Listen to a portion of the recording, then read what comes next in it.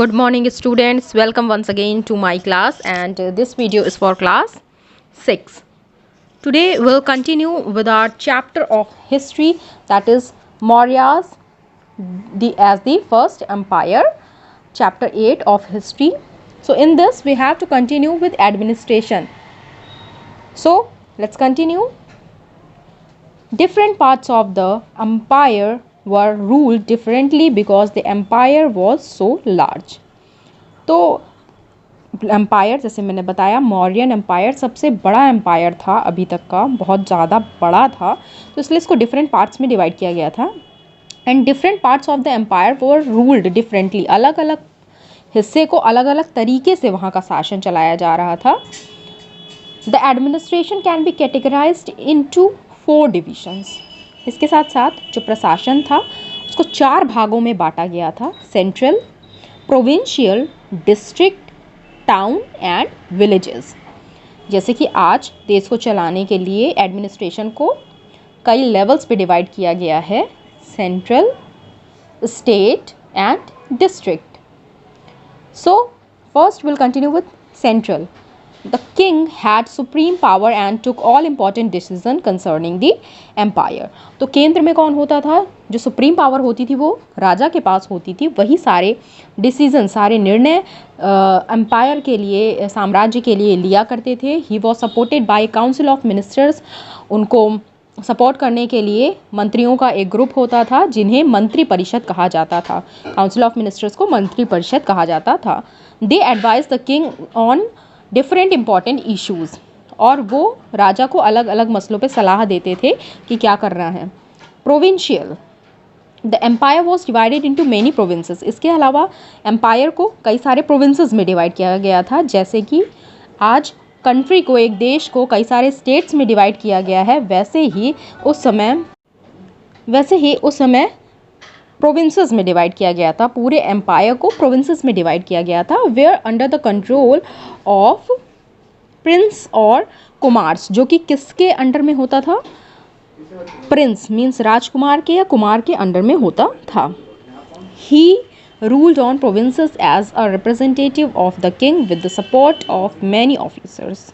और जो प्रिंस होते थे, राजकुमार होते थे, वो कैसे शासन करते थे? किसके प्रतिनिधित्व में? राजा के. और भी कई सारे ऑफिसर्स होते थे जो उनको सपोर्ट करते थे शासन को चलाने में. नाउ डिस्ट्रिक्ट आज भी होते हैं, जिला. The provinces were divided into district. जैसे कि स्टेट्स आज डिवाइड हैं डिस्ट्रिक्ट्स में, वैसे ही तब प्रोविंसेस डिवाइड होते थे डिस्ट्रिक्ट्स में, जिसे क्या कहा जाता? With Pradeshta as the head. और जिसके मुखिया कौन होते थे? डिस्ट्रिक्ट के मुखिया कौन होते थे? हेड कौन होते थे? Pradeshta. He was supported by Yuktas and Rajukas. उनको सपोर्ट करते थे युक्तास और Rajukas. Their works were to measure the land. उनका काम होता था ज़मीन को मापना, उस पर टैक्स कलेक्ट करना, लॉ एंड ऑर्डर को मेंटेन करना, कानून व्यवस्था को बनाए रखना उनकी जिम्मेदारी होती थी. Different officials were appointed to collect taxes. Tax collect करने के लिए कई सारे ऑफिसर्स अपॉइंट किए गए थे. Many of these officials were given salaries. They had the right to punish those who disobeyed the rulers orders. So they had the right. तो उनके पास क्या था? अधिकार था कि वो पनिश कर सकते थे, या जो भी सलाह को नहीं मानता है, रूल्स को नहीं मानता है, उनकी डिसओबे करता है, उन्हें वो पनिशमेंट दे सकते थे. Towns and villages. अब आती है बात कस्बों की और गाँव की. तो each district consisted of many town and villages with a headman chosen by people of town और विलेज देमसेल्व्स. तो जैसे कि आज जिलों में कई सारे गांव होते हैं, वैसे ही उस समय डिस्ट्रिक्ट्स में कई सारे टाउन्स, कस्बे और विलेजेस होते थे, जिसे वहाँ के मुखिया चलाते थे, हेडमैन चलाते थे, जिन्हें लोग चूज़ करते थे. गांव में या कस्बे में जिन्हें लोग चुनते थे. दे were supported by government officials. और इनको अपना शासन चलाने में कौन मदद करता था, कौन सपोर्ट करता था? Government officers. People living in forested regions were more or less independent. जो लोग जंगलों में रहते थे वो कहीं ना कहीं इंडिपेंडेंट थे, आत्मनिर्भर थे, but may have been expected to provide elephants, timber, honey and wax to Mauryan officials. उनके ऊपर टैक्स इम्पोज नहीं होता था, लेकिन उन्हें राजा को क्या देना होता था?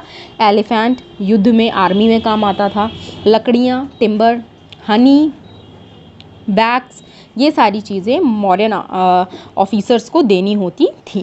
The administration consist of espionage system.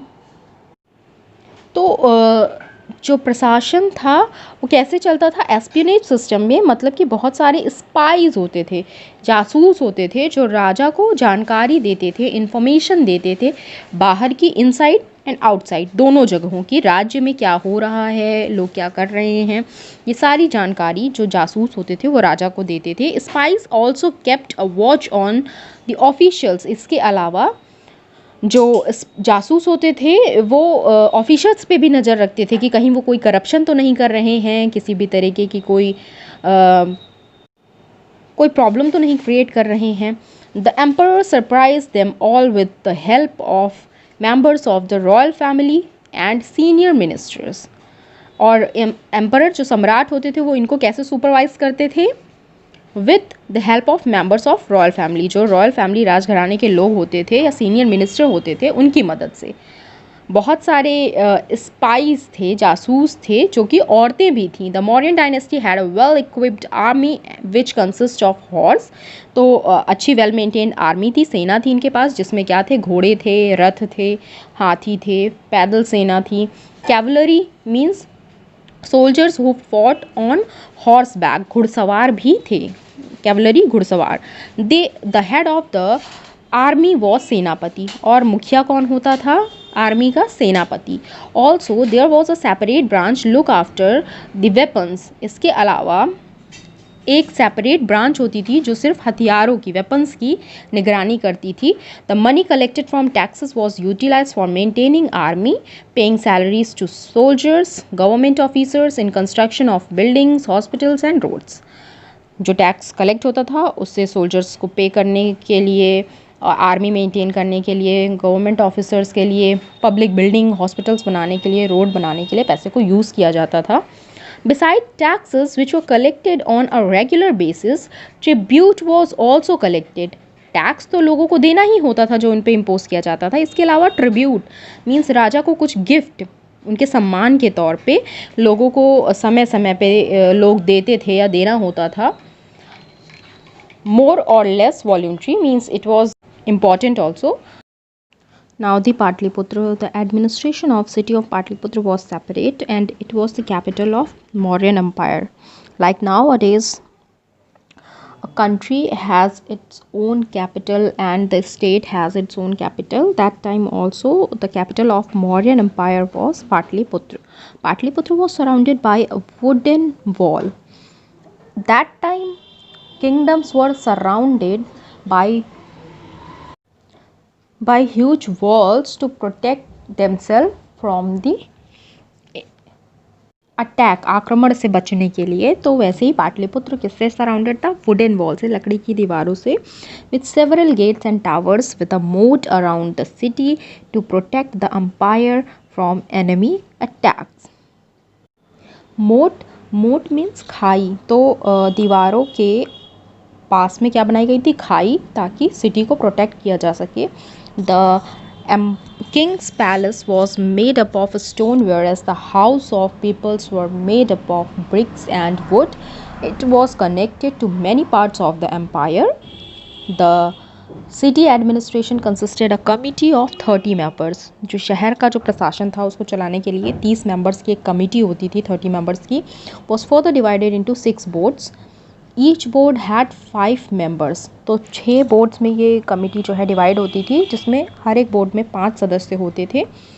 And to look after special department, और हर एक को अपने अपने विभाग की, अपने अपने डिपार्टमेंट्स की देखरेख करनी होती थी, जैसे कि trade department, commerce department, collection of tax and inspection of manufactured things, etc.